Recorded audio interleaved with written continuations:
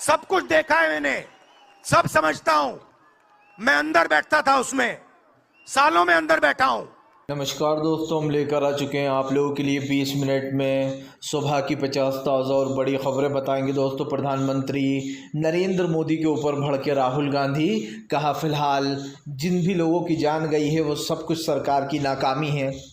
अब तक 146 से भी ज़्यादा लोगों की जान चली गई है। आखिरकार क्यों अखिलेश यादव ने योगी सरकार को घेरा, कहा पुलिस प्रशासन को ज़रा सी भी जिम्मेदारी नहीं निभाई और इसको लेकर दोस्तों जमकर भड़कते हुए नजर आए अखिलेश यादव। कैसे दोस्तों एक बार फिर से संसद में गरजे मल्लिकार्जुन खड़गे कि कैसे पोंगा पोंगा पंडितों ने दोस्तों लोगों को ठगने का काम शुरू कर रखा है, और क्यों आखिरकार दोस्तों नरेंद्र मोदी ने राहुल गांधी पर बोला हमला तो अखिलेश और राहुल ने लिए पीएम नरेंद्र मोदी के मज़े। तमाम मुद्दों पर होगी बात, लेकिन उससे पहले दोस्तों अगर आपने अब तक हमारे चैनल को सब्सक्राइब नहीं किया है जल्दी से कर लीजिए। पास में एक घंटी आएगी, इसको भी दबाइए ताकि हमारे हर वीडियो की जो अपडेट है दोस्तों वो आपको मिल पाए और आप हमसे जुड़े रहें। दरअसल दोस्तों आपको बताते चले, फिलहाल हाथरस वाली घटना पर राहुल गांधी ने सरकार को घेरा, कहा सरकार और पुलिस की पूरी प्रशासन की नाकामी है। दरअसल दोस्तों आजकल हर कोई बाबा बन जाता है और बाबा बनने के बाद दोस्तों किस तरीके से लोगों को ठगते हैं ये आप बहुत देख रहे हैं। इससे पहले सबसे पहले राम रहीम दोस्तों, चिन्मयन है, ऐसे कई बाबा हैं जिनकी असली सूरत लोगों के सामने आ चुकी है दोस्तों, लेकिन उसके बाद भी वो लोग अंधविश्वास में फंस जाते हैं। ऐसा ही कुछ हाथरस में हुआ जहां पर भगदड़ मच गई इन बाबा के पैर छूने के लिए दोस्तों, और लोगों में भगदड़ मचने के बाद जो यहाँ पर ज़बरदस्त वो भी हुआ हंगामा, और यही कारण है कि वहाँ पर 120 से भी ज़्यादा लोगों की जानें अब तक जा चुकी हैं। इसको लेकर राहुल गांधी ने पुलिस प्रशासन पर सवाल उठाए और कहा कि फ़िलहाल उत्तर प्रदेश की सरकार की नाकामी की वजह से वहाँ के लोगों की जान गई है। आपको बताते चले दोस्तों, साफ दिखाई दे रहा है कि उत्तर प्रदेश की सरकार जो बड़ी बड़ी बातें कर रही थी उसकी पोल खुल चुकी है, क्योंकि कहीं ना कहीं उत्तर प्रदेश की सरकार को दोस्तों पूरा पुलिस प्रशासन की कड़ी वो रखना थी दोस्तों, लेकिन यहाँ पर दिखाई नहीं दी वो पुलिस फोर्स। इसी को लेकर राहुल गांधी ने भड़ास निकाली और कहा हर जगह घोटालेबाजी है। आपको बताते चले दोस्तों, बीजेपी के ऊपर जमकर गरजते हुए नजर आए अखिलेश यादव। अखिलेश बोले यही है उत्तर प्रदेश का विकास जहां पर लोगों की जानें जा रही हैं। और दोस्तों ये पहली घटना नहीं है, ऐसी कई घटनाएं हो चुकी हैं बीजेपी के राज में। अभी गुजरात में आपको पता होगा कि एक गेमिंग कंपनी में कैसी आग लगी थी गेमिंग शो में दोस्तों, और वहाँ पर भी लाशों के ढेर लग गए थे। वहाँ पर भी इनलीगली बाकायदा इतने दिन से दोस्तों वो गेमिंग जोन चल रहा था, और फिर भी सरकार सोती रही। जब हादसा हुआ तब वो सरकार जागी, तो क्या दोस्तों सवाल नहीं उठेंगे सरकार पर? और उसके बाद भी सरकार हाथ खड़े कर देती है और कहती है कि कहीं इसमें किसी की साजिश तो नहीं है। मतलब कि खुद बचने के लिए दोस्तों किसी और का दूसरों को फंसाने की साजिश चलती रहती है बीजेपी के मन में। लेकिन एक चीज़ साफ दिखाई दे रही है, प्रधानमंत्री हों या बीजेपी के तमाम नेता दोस्तों, उन लोगों की असलियत जनता के सामने आ चुकी है कि जब भी कुछ हादसा होता है तो बीजेपी जो है दोस्तों वो इसी तरीके की बातें करती है बचने के लिए। लेकिन जनता समझ चुकी है कि फ़िलहाल भारतीय जनता पार्टी के मन में क्या चल रहा है। आपको बताते चले, यही नहीं, अखिलेश यादव ने सवाल उठाते हुए कहा कि इस बार इनको उत्तर प्रदेश और तमाम जगह की जनता ने इनको सबक सिखाया। अगली बार जनता दोस्तों जब चुनाव आएगा खासकर का विधानसभा का, तो बीजेपी कहीं दिखाई नहीं देगी। आप लिख कर ले लीजिए, क्योंकि उत्तर प्रदेश में इतना ज़्यादा भ्रष्टाचार फैल चुका है कि शायद अब हम वहाँ के बारे में जितनी भी बात करें उतनी कम है दोस्तों। और इसी को लेकर अखिलेश ने सरकार पर निशाना साधा। अखिलेश ने कहा कि नरेंद्र मोदी से लेकर योगी आदित्यनाथ, इन लोगों ने जितने भी आज तक वादे किए दोस्तों जनता से, उनमें से एक भी वादा नहीं निभाया गया। 2014 के बाद से सरकार वादे कर रही है, लेकिन साफ दिखाई दे रहा है कि इनकी असलियत क्या है दोस्तों, और कहीं ना कहीं सरकार घिर चुकी है। इसी को लेकर जो यहाँ पर जमकर भड़ास निकाली है अखिलेश यादव ने। आपको बताते चले दोस्तों, संजय रावत का प्रधानमंत्री के बयान पर पलटवार, कहा प्रधानमंत्री के हिसाब से अगर राहुल गांधी की बुद्धि एक जो है बच्चे वाली है, छोटे बच्चे वाली है, तो फिर प्रधानमंत्री की बुद्धि क्या है? अब आप समझिए दोस्तों, राहुल गांधी के दमदार उस 15 मिनट के भाषण ने नरेंद्र मोदी की सांसें थाम दी दोस्तों। राहुल गांधी ने ऐसे ऐसे मुद्दे उठाए और नरेंद्र मोदी अब क्या कहना है, अभी तो मुझे 10 साल हुआ, अभी 20 साल और बाकी हैं, लगता सपना देख रहे हैं। इस बार ही जनता ने उठाकर बाहर फेंक दिया लंगड़ी सरकार की वजह से, दूसरों की मदद से सत्ता में बैठे हुए और कह रहे हैं कि अभी 20 साल और बाकी है। आप समझिए दोस्तों, एक इंसान किस तरीके से बड़ी बड़ी बातें बोलता है, जनता ने धूल चटा दी, उसके बाद भी जो है यहाँ पर बाज नहीं आ रही है सरकार। खैर वो तो जनता बता ही देगी कि अब आप कितने साल के और हो। अब की बार तो इतनी भी आ गई, अगली बार तो शायद 150 भी पार ना कर पाओ। लेकिन सीधी सी बात यह है कि संजय रावत ने कहा कि पहले प्रधानमंत्री ये बताएं उनकी बुद्धि किस चीज़ की है, क्योंकि दोस्तों नाले से गैस निकाल कर चाय बना लेना और तमाम चीज़ों पर बात करना या फिर दोस्तों दूसरी बातें करना, प्रधानमंत्री की जो बातें हैं या फिर जिस तरीके की वो चीज़ें बोलते हैं और उसको लेकर वो खुद ही घिर जाते हैं। और ये चीज़ हमने बार बार नोटिस की है दोस्तों कि प्रधानमंत्री राहुल गांधी को तो घेर लेते हैं, लेकिन दोस्तों राहुल गांधी के बराबर वो भी उनको वो नहीं कर पाते टारगेट, क्योंकि राहुल गांधी तो जो बात बोलते हैं सच है, ये देश में हो रहा है जो भी उन्होंने नरेंद्र मोदी के बारे में बोला। लेकिन प्रधानमंत्री की बस वही घिसी पिटी बात है। राहुल गांधी की बुद्धि एक बालक वाली बुद्धि है। अरे भैया बालक तो सभी हैं, सबकी बुद्धि बालक वाली है, लेकिन दोस्तों नरेंद्र मोदी सिर्फ़ और सिर्फ अपना झूठ छुपाने का काम करते हैं और सच्चाई से भागते हैं। दोस्तों जब कोई उनका सच खोल देता है, बता देता है, तो प्रधानमंत्री को बहुत बुरा लगता है। आखिरकार राहुल गांधी ने सच सामने लिया है, तो इस वजह से प्रधानमंत्री को बहुत बुरा लग रहा है। लेकिन सच्चाई यही है दोस्तों कि सच ऐसा ही सामने आता रहेगा और यही सच है दोस्तों जो प्रधानमंत्री के सामने आ चुका है। आपको बताते चले दोस्तों, फिलहाल भारतीय जनता पार्टी को लगा 440 वाट का झटका। मल्लिकार्जुन खड़गे भड़के, खड़गे बोले फिलहाल ऐसे कई पोंगा पंडित बाबा घूम रहे हैं जो जनता को लूट कर दोस्तों उनकी जान का खतरा बने हुए हैं। दरअसल दोस्तों हाथरस की घटना आप समझिए, जो एक हवलदार था वो पहले दोस्तों बाबा साकार बनता, बाबा का राइट हैंड बनता है और फिर खुद बाबा बन जाता है, बाबा भोले। और दोस्तों आप समझिए लोग उस आदमी का जो है आशीर्वाद लेने के लिए दोस्तों आगे बढ़ रहे थे। सबसे बड़ी बात है दोस्तों कि फ़िलहाल जिन लोगों की मौत हो गई, अगर वो बाबा सच में प्रसिद्ध होता तो क्या वो लोग बचते नहीं।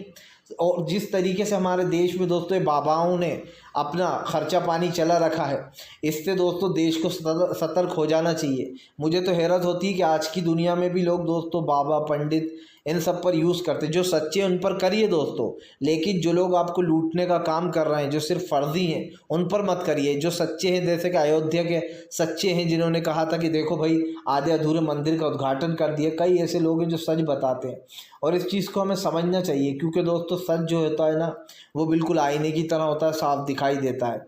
और इसीलिए जो है यहाँ पर इस सच को भी हमें और आपको समझना होगा, क्योंकि यही सच्चाई है कि फ़िलहाल सरकार दोस्तों इन मामलों से भागती फिरती है, लेकिन देश का सच देश अच्छे से जान गया है। और ये जो हादसा हुआ ये सरकार की नाकामी बताई मल्लिकार्जुन खड़गे ने कहा कि फ़िलहाल इसके ऊपर सख्त से सख्त कानून आना चाहिए। क्योंकि दोस्तों हमने देख लिया कि आजकल तो पैसा कमाने के लिए और दोस्तों सत्ता में आने के लिए कोई भी बाबा बन रहा है। और सबसे बड़ी बात यह है, सबसे बड़ी गलती दोस्तों जनता की है कि लोग हर किसी पर भरोसा भी कर लेते हैं। देखिए जो सच्चे हैं उन पर भरोसा करने में कोई प्रॉब्लम नहीं है, लेकिन जो दोस्तों जनता को सिर्फ लूट रहे हैं, सिर्फ पैसे लेकर, अब जैसे ये भोले बाबा जिसका नाम है दोस्तों, इसने कितना बड़ा वाइट हाउस बना रखा है, ये जाकर आप देखिए। इस पूरी तरीके से जो सच्चाई है सामने आ चुकी है। और जो है यहाँ पर जो लोग भी साथ दे रहे थे, जो लोग दोस्तों इतने सारे बताया जा रहा है 2 से 2.5 लाख लोग जुटे थे, और पुलिस प्रशासन की यही सबसे बड़ी गलती कि इतनी भीड़ जुटने के बाद भी दोस्तों कोई पुख्ता इंतज़ाम नहीं था। तो कम से कम सवाल तो उठेंगे ही। और इसीलिए सवाल उठ रहा है कि भैया विपक्ष हमेशा कहता रहा है कि बीजेपी की जो सच्चाई है दोस्तों बार बार दिखाई देती है। आपको बताते चले दोस्तों, फिलहाल भारतीय जनता पार्टी को लगने जा रहा है 440 वाट का झटका। दोस्तों राहुल गांधी ने ट्वीट कर बीजेपी को घेरा। दरअसल दोस्तों आपको बताते चले, अब जो कांग्रेस का कार्यालय है वहां पर आरएसएस और बीजेपी के लोगों ने हमला कर दिया। राहुल गांधी ने कहा कि मैंने जो बात कही थी वो बात सच्ची साबित होती हुई नज़र आ रही है। राहुल ने कहा कि फ़िलहाल बहुत ही हिंसाजनक और बहुत ही जो यहाँ पर कायरतापूर्ण हमला किया गया है कांग्रेस के गुजरात कार्यालय पर। राहुल गांधी ने कहा कि मैं फिर से अपनी बात दोहराता हूँ, इस बार गुजरात में नरेंद्र मोदी को इंडिया गठबंधन हराएगा। आपको बता दें राहुल गांधी ने फिर ऐलान कर दिया है कि फ़िलहाल इंडिया गठबंधन जो यहाँ पर बीजेपी को हराने जा रहा है। और दोस्तों ये बात कोई राहुल गांधी ने ऐसे वैसे नहीं की है, राहुल गांधी ने बहुत सोच समझ कर ये बात कही है। साफ दिखाई दे रहा है दोस्तों कि लगता है गुजरात का मैप तैयार हो चुका है। अब की बार गुजरात में बीजेपी को निपटाने का प्लान है दोस्तों इंडिया गठबंधन का, और वो एकजुट होकर लड़ेगा और जो है यहाँ पर दोस्तों हराएगा भी।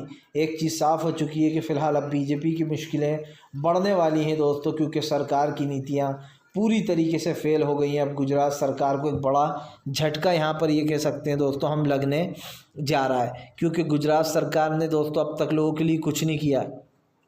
और ये आप भी जानते हैं कि फ़िलहाल सरकार की जो नाकामियाँ हैं वो जनता के सामने आ चुकी हैं। तो कहीं ना कहीं दोस्तों अब एक बड़ा झटका यहाँ पर सरकार को लगेगा, क्योंकि राहुल गांधी इस बात को बार बार कह रहे हैं कि वो अब की बार गुजरात में बीजेपी को हराएंगे। यानी कि दोस्तों इंडिया गठबंधन ने जो भी उसका प्लान है वो तैयार कर लिया है। और ऐसे में दोस्तों अब बीजेपी की मुश्किलें बढ़ने वाली हैं, क्योंकि जाहिर सी बात है गुजरात दोस्तों बीजेपी का गढ़ माना जाता है, ख़ास करके नरेंद्र मोदी का, जहां पर अब राहुल गांधी बीजेपी को घेरने में लग गए हैं। और दोस्तों यकीन मानिए अगर गुजरात बीजेपी हार गई ना तो बीजेपी के पूरे किले ढह जाएंगे, लेकिन उससे पहले अगर ये सरकार ढह जाएगी तो कितना अच्छा रहेगा दोस्तों, क्योंकि इस सरकार को कोई भी अब लाना नहीं चाहता था। और ये सरकार जो है दोस्तों ज़बरदस्ती आ गई है, लेकिन अब जनता ने सोच लिया कि इस सरकार को वापस भेजना ही है दोस्तों पवेलियन। तो फिलहाल ये सरकार जब जाएगी, लेकिन एक चीज़ साफ़ हो चुकी है कि सरकार को जो यहाँ पर विपक्ष ने भी घेर लिया है। आपको बताते चले दोस्तों भारतीय जनता पार्टी को लगने वाला है 440 वाट का झटका दोस्तों। जी हाँ, दरअसल आपको बताते चले दोस्तों चंद्रबाबू नायडू ने मांगा कांग्रेस के सीएम से समय। दरअसल दोस्तों आपको बताते चलें अब जो यहाँ पर कर्नाटक के जो है सिद्धरामैया जी से मुलाकात करने का मौका मांगा है चंद्रबाबू नायडू ने। ऐसा दूसरी तरफ आपको पता ही है कि डीके शिव कुमार अच्छे खासे दोस्त थे चंद्रबाबू नायडू के। ऐसे में दोस्तों क्या खेला होने की आशंका जताई जा रही है। आपको बताते चलें अब चंद्रबाबू नायडू मुलाकात करने जा रहे हैं जो है यहाँ पर सिद्धरामैया से, और दूसरी तरफ डीके शिव कुमार भी दोस्तों क्योंकि दोस्त हैं चंद्रबाबू नायडू के, तो मुश्किलें बढ़ने वाली हैं। अब दोस्तों ज़बरदस्त तरीके की मुश्किलें सामने आएंगी सरकार के, क्योंकि कहीं ना कहीं सरकार को डर है कि चंद्रबाबू नायडू खेल ना कर दे, क्योंकि दोस्तों सबसे पहला नाम उन्हीं का है जो खेल कर सकते हैं। और अगर खेल हो गया ना दोस्तों तो ये सबसे अच्छी बात होगी, बीजेपी के को गिराकर बीजेपी की सरकार को हट जाना चाहिए, क्योंकि सरकार लोगों के लिए साथ अच्छा नहीं कर रही है।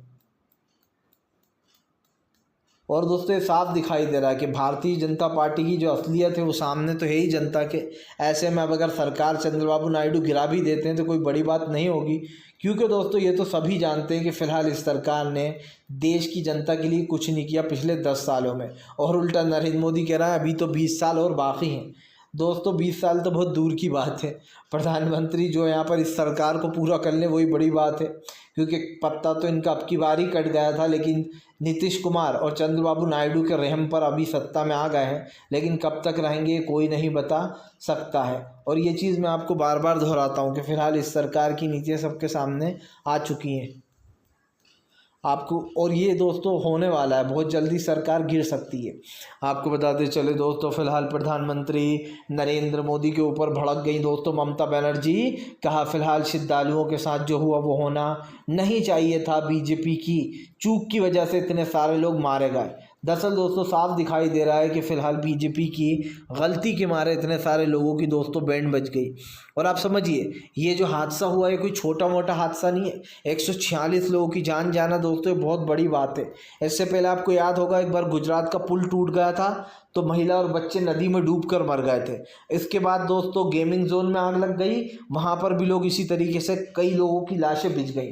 तो सरकार दोस्तों जवाबदेही नहीं है, ये सरकार जवाब देना पसंद नहीं करती है, और सच्चाई यही है जब तक ये सरकार जवाब नहीं देगी दोस्तों जनता भी वोट नहीं देने वाली, क्योंकि खैर जवाब तो प्रधानमंत्री के भाई यूँ भी नहीं है, वो जवाब क्या ही देंगे दोस्तों। लेकिन एक चीज़ तो साफ़ हो चुकी है कि आने वाले समय में भारतीय जनता पार्टी का और वोट परसेंटेज गिरने वाला है दोस्तों, क्योंकि इस सरकार का कोई भी अस्तित्व नहीं है। और दोस्तों जब किसी सरकार का अस्तित्व नहीं होता तो जनता सिर्फ उसे उठाकर फेंकती है, और इसीलिए दोस्तों भारतीय जनता पार्टी बार बार इस चीज़ से जो यहाँ पर बचने का काम करती है।